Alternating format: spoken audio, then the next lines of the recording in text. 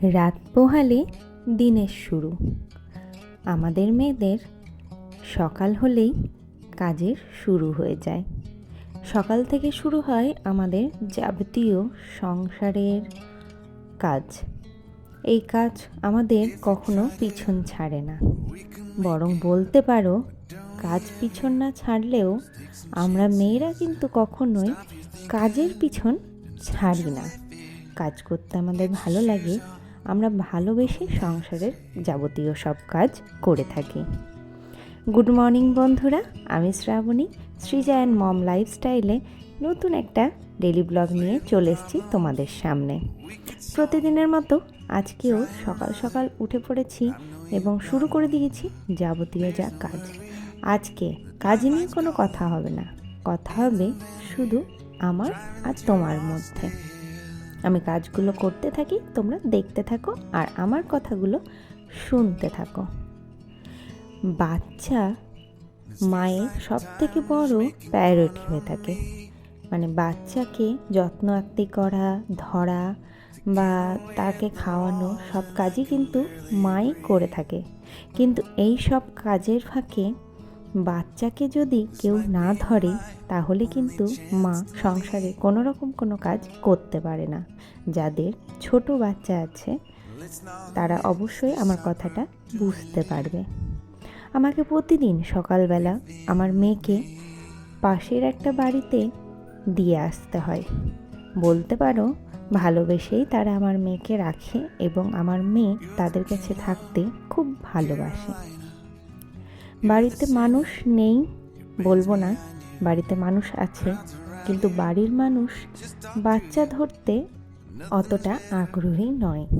তাই জন্য আমাকে দিয়ে আসতে হয় পাশের বাড়িতে আমার বাচ্চাকে ধরার জন্য। সবাই কিন্তু খারাপ ভেবো না, অনেকেই থাকে যারা বাচ্চা ধরতে বিরক্ত বোধ করে। আমি চাই না আমার সন্তান কারোর কাছে বিরক্তির কারণ হয়ে উঠুক। তাই জন্য আমি আমার বাচ্চাকে পাশের বাড়িতেই পাঠিয়ে দিই, কারণ তারা ভালোবেসে বাচ্চাকে ধরে। আমার বড় মেয়েকেও কিন্তু পাশের বাড়ির মানে যারা ছিল, আমরা যেখানে ভাড়া ছিলাম সেখানে একটা মামি ছিল, সে খুব ভালোবাসতো। তার কাছে কিন্তু আমার মেয়ে মানুষ হয়েছে, বড় হয়েছে বলতে পারো। তাদের বাড়িতেই কিন্তু সে সারাক্ষণ থাকতো। আমার যাবতীয় যা কাজ করার আমি করে নিতাম, তারপরে আমি মেয়েকে নিয়ে আসতাম। এই দেখো, এই মামিটাকে দেখতে পাচ্ছ, এই মামিটার বাড়িতেই কিন্তু আমার ছোটো মেয়েটাও থাকে। খুব ভালোবাসে আর খুব আগলে রাখে বলতে পারো। খুব আমি বিশ্বাস করি তাদেরকে এবং তাদের উপর বিশ্বাস করে আমি আমার মেয়েকে তাদের বাড়িতে ছাড়তে পারি বা রাখতে পারি। তো দেখো মেয়ে চলে এসছে, তো মেয়েকে নিয়ে কাজ করা তো খুবই অসুবিধা, কারণ যেহেতু সে খুব ছোট, সে সব কথা অত বুঝে না। আর সে ওকে রেখে কাজ করব, আমি কোথাও পড়ে যাই যদি লেগে যায়, কিন্তু তখন আমাকে কথা শুনতে হবে। কথা কেউ শোনাবে না এমনটা নয়, কথা শোনানোর জন্য সবাই কিন্তু এক পা এগিয়েই থাকে। কিন্তু বাচ্চা ধরার বেলা তখন কিন্তু কাউকে পাওয়া যায় না। সবাই আদর করে বলতে পারো, কিন্তু ধরে যে রাখবে সেটা পায় না। আদর সবাই করে, ভালো সবাই বাসে, কিন্তু ধরে রাখার মতো মানুষ খুব কম আছে। তো দেখো আমি আমার মেয়েকে নিয়ে কাজ করছি একটু একটু করে। ও কিন্তু আস্তে আস্তে বাইরের দিকে বেরিয়ে আসছে। একবার করে উঠতে যেহেতু শিখে গেছে, দাঁড়াতে শিখেছে, ধরে ধরে দাঁড়ায়, একটু এক দু পা ফেলতে শিখেছে, এক দু পা ফেলে এগিয়ে চলে আসে। ও কিন্তু সংসারে কাজের কোনো দাম থাকে না। যতই বাড়ির বউরা সংসারে সারাদিন যদি ঝিগিরির মতো খাটে, তাও মানে দিনের শেষে তাদেরকে শুনতে হয় যে তারা কোনো কাজই করে না। আচ্ছা, আমার একটা প্রশ্ন আছে তোমাদের কাছে, বলতে পারো এটা আমার একান্তই প্রশ্ন। সারাদিনে রান্না করাটাই কি সব থেকে বড় কাজ? রান্না করতে মাত্র 2 ঘন্টা সময় লাগে। নিজের হাতে জোগাড় যন্ত্রণা করে রান্না করাটা যদি সব থেকেই বড় কাজ হয়, তাহলে সেই 2 ঘন্টার কাজটা বাড়ির বউকেই কেন দেওয়া হচ্ছে না?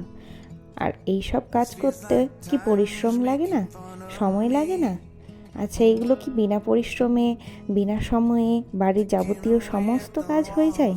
শুধু রান্না করতেই পরিশ্রম লাগে বা সময় লাগে, এমনটা কি? আমার তো তা মনে হয় না, তাই জন্য প্রশ্নটা তোমাদের কাছে করলাম। তোমরা আমাকে জানি যথার্থ উত্তর দেবে। তো দেখো, আমার মেয়ে কিন্তু বারবার বলছে, মা তুমি আমাকে কোলে নাও। ও একা একা থাকতে পছন্দ করে না, ও সবার সাথে মিলেমিশে থাকতে ভালোবাসে। তো যাই হোক, অনেক মানুষ কিন্তু আমার চোখের সামনে আমার সন্তানকে ভালোবাসলেও আমার পেছনে যারা আমাকে পছন্দ করে না, তারা কিন্তু আমার সন্তানকে অতটাও ভালোবাসে না। সেটা আমি বুঝতেও পারি, দেখতেও পাই, কিন্তু অনেক সময় অনেক কথা না বলাটাই ভালো। দেখো, আমি ওকে রেখে দিয়েছি, বসিয়ে রেখে দিয়েছি, এবং আমার কাজ আমি করছি, কারণ ছেলে নিয়ে বসে থাকলে কাজগুলো শেষ হবে না। আর ঘড়ির কাঁটা তো ঘুরেই যাবে, তাই ঘড়ির কাঁটার সাথে চলা একদমই সম্ভব না। আমার উঠতে এখন অনেকটাই দেরি হয়ে যায় সকালবেলা, খুব তাড়াতাড়ি আমি ঘুম থেকে উঠতে পারি না, কারণ সিজার এখন স্কুল গরমের ছুটি আছে। গরমের ছুটির জন্য একটু ঘুম দিয়ে নিই, 1 মাস একটু টানা ঘুমিয়ে নিই, আবার তো সেই সকাল সকাল উঠতে হবে। সকাল সকাল উঠে আবার সৃজাকে স্কুল পাঠাতে আছে, টিফিন তৈরি করতে আছে, আবার সেই পুরনো দিনের পুরনো ডিউটিতে আবার ফিরে যেতে হবে। তাই কটা দিন একটু রেস্ট করে নিচ্ছি। আর এই পুচকিটার জন্য সকাল বলাটা ভুল হবে, আমার রাত থেকে অনেক কবারই ঘুম ভাঙে, তার জন্য উঠতে হয়, আবার ঘুমাতেও হয়। তো যাই হোক, এইভাবে আমাদের দিন কাটছে। তোমাদেরকে তো বলেছিলাম আমি এর আগের ভিডিওতে যে আমার ছোট মেয়ের জ্বর এসেছিল।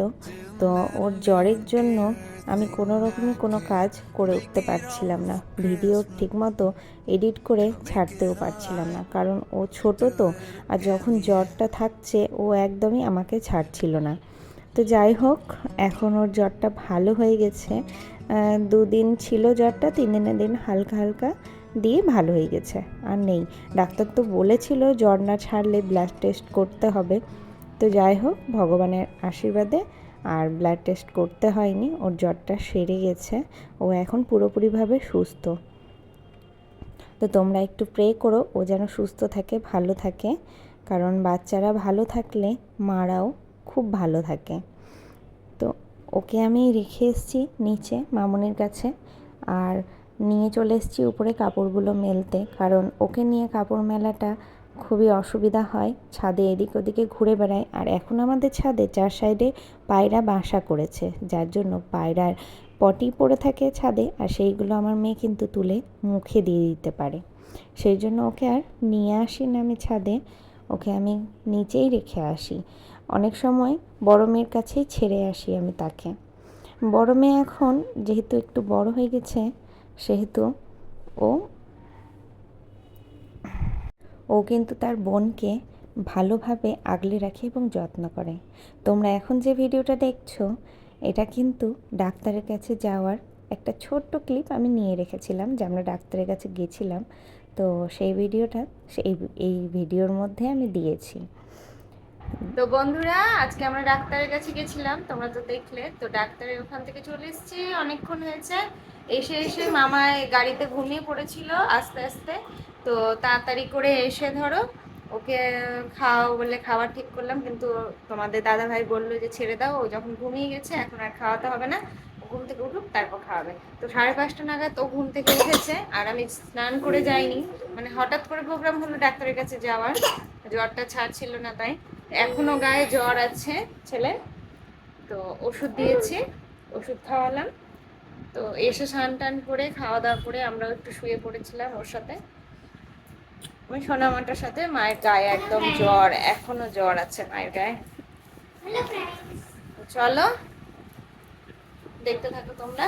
মামামকে এখন আমি ওষুধ খাইয়েছি, এটা ওষুধ রাখা আছে।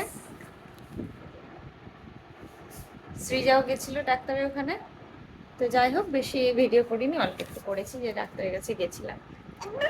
আবু কি বলছে, দিদিকে কি বলছে ও? আবু আবু। আরে ছেলে আমার খুব খেলাধুলা করে, কিন্তু জ্বর হওয়াতে ছেলে একদম ক্লান্ত হয়ে গেছে। একদম মাথাটা পুড়ছে, একদম গরম হয়েছে। এটা আপা দিল আমাকে, চাচি দিল। হ্যাঁ, বিরক্ত করিস না। আপা দিল আমার। মাম্মা হাই করে দেখ, একটু হাই করো। হাই হাই কোব্বানা, কোব্বানা একটু হাই করো, একটু হাই করো কোব্বানা। এই যে হাত দেখাচ্ছে কোব্বানা। আহারে শোনো শোনো। তো তোমরা সবাই একটু প্রে করো যেন তাড়াতাড়ি সুস্থ হয়ে যায় আমার মেয়ে, জ্বরটা যেন ভালো হয়ে যায়। ডাক্তার তো ব্লাড টেস্ট করতে দিয়েছে, বললো 3 দিন দেখতে, ওষুধটা খাওয়াতে। যদি জ্বর ওষুধ খেয়ে জ্বরটা সেরে যায় 3 দিনে, তাহলে আর কোনো ব্লাড টেস্ট করতে হবে না, ডাক্তারের কাছে নিয়ে যাওয়ারও দরকার নেই। আর যদি বললো যদি না কমে, তাহলে কিন্তু ব্লাড টেস্ট করতে হবে, কারণ জ্বরটা কিসের জন্য হচ্ছে তাহলে ধরা পড়বে। অ্যান্টিবায়োটিক দিয়েছে, তো অ্যান্টিবায়োটিকটা রাত্রে খাওয়াবো।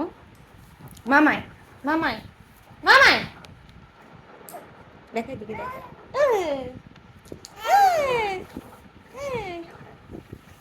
ওরা একদম আওয়াজ বেরোচ্ছে না, গলা দিয়ে একদম আওয়াজ কমে গেছে।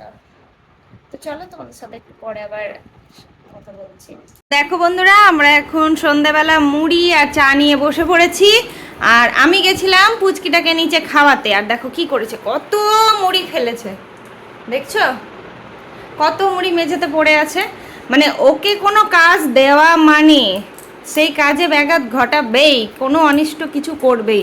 আর এই যে টিভি দেখার তালে আছে, টিভি দেখার তালে ও খেয়াল ভুলে যায় যে আমার সামনে একটা মুড়ির বাটি রাখা আছে, দিয়ে মনে হয় উল্টে ফেলেছে, এসে দেখছি সব মুড়ি সব পড়ে আছে। তো ছোটটাকে আমি একটু খাইয়ে দিলাম, ও কাঁদছিল, খিদেও পেয়ে গেছিল ওর, তো খাওয়ার টাইমও হয়ে গেছিলো, যার জন্য সাউন্ডটা একটু কমে না টিভি।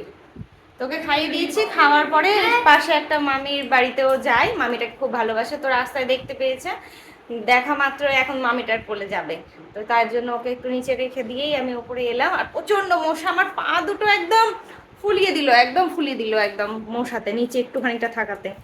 তো এখন দেখা যাক, মামিকে তো বললাম পা যেন মশা না কামড়ায়, একটু দেখে রাখতে, কারণ জ্বর আছে গায়ে ওর। দেখা যাক। তো চলো একটু চাটা খেয়ে নি, কারণ চা রেখে আমি চলে গেছি, চা মনে হয় ঠান্ডা জল হয়ে গেছে আমার চাটা। তো চলো ফটাফট চাটা খেয়ে নি।